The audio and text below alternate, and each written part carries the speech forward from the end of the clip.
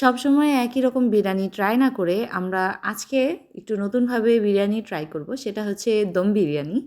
তো hello everyone, আসসালামু আলাইকুম। Welcome back to my channel hobby of Sayema. আজকে আমি আপনাদের সাথে শেয়ার করছি দম বিরিয়ানি, যেটা আমি বিফ দিয়ে করেছি।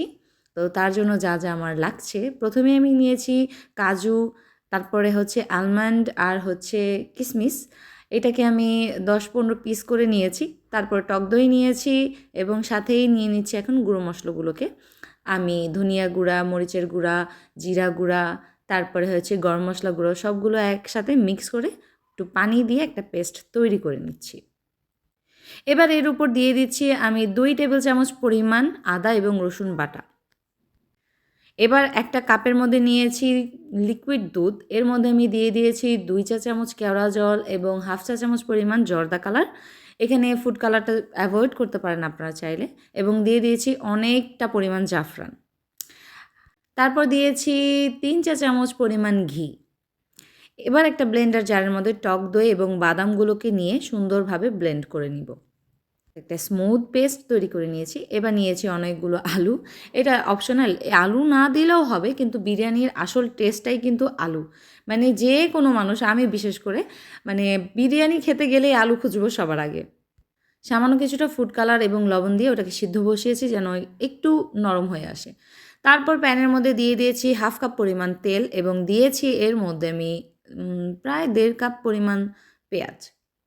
এরপর পেঁয়াজগুলোকে নেড়ে চেড়ে বেরেস্তা করে নিচ্ছি। এবার 80% পরিমাণ বেরেস্তা আমি তুলে নিচ্ছি, আর যে 20% থাকবে সেটা দিয়ে আসলে আমি রান্নাটা করব। এখন এক এক করে সবগুলো মশলা, মানে যেগুলো আমি গুলে রেখেছিলাম সেই মশলাগুলো সব ঢেলে ভালো মতো ভেজে নিচ্ছি। তারপর আমি যেই বাদাম আর টক দইয়ের একটা পেস্ট রেডি করে রেখেছিলাম সেটা দিয়ে দিচ্ছি। এবার ভালো মতো নেড়ে চেড়ে মশলাটাকে কষিয়ে নিচ্ছি। যখন তেল উঠে আসবে তখনই আমি এর মধ্যে দিয়ে দিচ্ছি ধুয়ে ঝরিয়ে রাখা মাংসগুলোকে। এটা কিন্তু কাচ্চি বিরিয়ানি না। কাচ্চি বিরিয়ানির মধ্যে কিন্তু কাঁচা মাংসটা ইউজ হয়। যে দমে যখন দেই আমরা তখন কিন্তু ডাইরেক্ট মানে কাচ্চি বিরিয়ানিতে আমরা কাঁচা মাংসটাই ব্যবহার করি। এখানে আমি মাংসটাকে প্রথমে রান্না করে নিব। তারপর আমি লেয়ার করব। এবার মশলাটার মধ্যে মাংসটাকে ভালো মতো কষিয়ে নিচ্ছি। আর আলুটা একটু চেক করে নিচ্ছি যে আলুটা কতটুকু কুক হয়েছে। আমি একেবারে 100% কুক করব না আলুটাকে। 80% পর্যন্ত আমি আলুটাকে কুক করে নিয়েছি। এবার এটাকে ভালো মতো ধুয়ে ঠান্ডা পানি দিয়ে একটা স্ট্রেনারে ঝরিয়ে রেখেছি। সব কিছুর মাঝখানে আমি লবণ দিতে ভুলে গিয়েছিলাম, তাই এখন আবার লবণটা অ্যাড করে দিচ্ছি। লবণটা একটু বুঝে শুনেই অ্যাড করতে হবে, কারণ আলুর মধ্যেও লবণ আছে এবং আমি যে চালটা রেডি করব সেটার মধ্যেও কিন্তু লবণ থাকবে। তো মাংসটা যেন তাড়াতাড়ি কুক হয়ে যায়, এর জন্য আমি বসিয়েছি প্রেশার কুকারের মধ্যে। 1 কাপ পরিমাণ পানি দিয়ে তারপর এটাকে আমি জাল করে নিচ্ছি। আর প্রেশার কুকারের ঢাকনাটা দিয়ে আমি অপেক্ষা করছি মাত্র 4 সিটি পর্যন্ত। 4টা-5টা সিটি হয়ে গেলেই কিন্তু মাংসটা একেবারেই মানে প্রপারলি কুক হয়ে যায়। মাংসটা কুক হতে হতেই আমি বসিয়ে দিচ্ছি পোলাওটা। আর এখানে আমি কিছু মশলা নিয়েছি। সেটা হচ্ছে আমি 5 থেকে 6টা সাদা এলাচ নিয়েছি, একটা কালো এলাচ নিয়েছি, একটা স্টার এনিস নিয়েছি, দারচিনি নিয়েছি 2-3 পিস, লবণ দিয়েছি, লবণ আর হচ্ছে তেল দিয়েছি। তারপরে আমি পোলাওর চালটাকে ধুয়ে ঝরিয়ে রেখেছিলাম, সেখান থেকে পোলাওর চালটা দিয়ে এখন 80% পর্যন্ত কুক করে নিচ্ছি। 80% কুক হওয়ার পরে আমি উপর থেকে কিন্তু মশলাগুলোকে তুলে ফেলছি, কারণ এই মশলাগুলো যখন আমরা খাবারের মধ্যে দিই তখন কিন্তু খেতে মানে দাঁতের মধ্যে যখন পড়ে তখন কিন্তু একবারে টেস্টটা বাজে হয়ে যায়। তো 80% কুক হয়ে যাওয়ার পরে আমি পোলাওটাকে সুন্দর মতো একটা স্টেইনারে ঢেলে তারপর ঠান্ডা পানি দিয়ে ধুয়ে নিচ্ছি, যেন এর থেকে বেশি পোলাওটা আর কুক না হয়ে যায়। আনফরচুনেটলি আমার সেদিন কারেন্টটা এত বিরক্ত করছিল, আমি এখন লাইট দিয়ে তারপর ভিডিও করছি, মানে বারবার কারেন্ট যাচ্ছিলো। আমি যখন এটাকে দমে বসিয়েছি পোলাওটাকে তখনও কারেন্ট ছিল না। এখন করছি লেয়ারিং। আর আমি একটা বড় সাইজের পাত্র নিয়েছি এবং তার মধ্যে দিয়ে দিয়েছি প্রথমে ফার্স্ট লেয়ার, যেটা সেটা হচ্ছে পোলাওর চালের। তারপরে মাংসটা দিয়েছি, তারপরে দিয়েছি আলু, দিয়েছি উপরে অনেকগুলো বেরেস্তা, তারপর দিয়েছি কাঁচামরিচ। সেদিন ভাগ্যক্রমে আমার কাছে আলু বোখারা ছিল না। আলু বোখারা দিলে কিন্তু যে কোনো বিরিয়ানির টেস্ট বা পোলাওর টেস্ট 1000 গুণ বেড়ে যায়। তো আপনাদের কাছে থাকলে অবশ্যই চেষ্টা করবেন আলু বোখারাটা দিতে।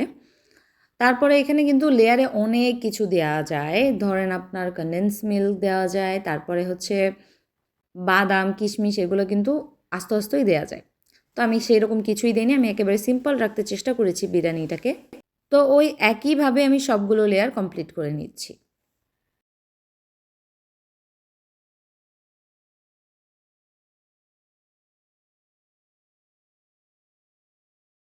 এবার উপরের যে লেয়ারটা সেটা কমপ্লিট করে নিয়ে তারপর দিয়ে দিচ্ছি ওই যে একটা দুধের মিশ্রণ রেখেছিলাম জাফরান ঘি মিক্স করে সেটা।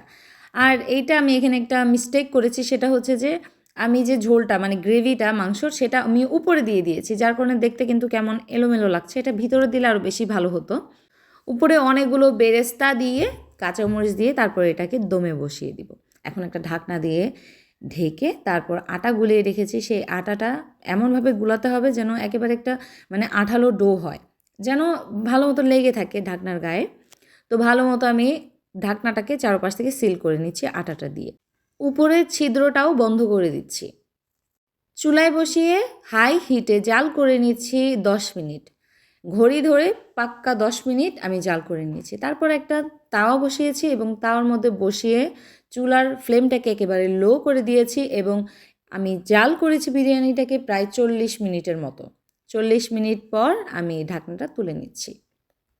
যেহেতু ওই পাতিলের মধ্যে আমি নাড়তে চাড়তে পারছিলাম না, তাই আমি একটা বড় পাতিল নিয়েছি এবং তার মধ্যে সবগুলো বিরিয়ানি এক এক করে ঢেলে মিক্স করে নিচ্ছি।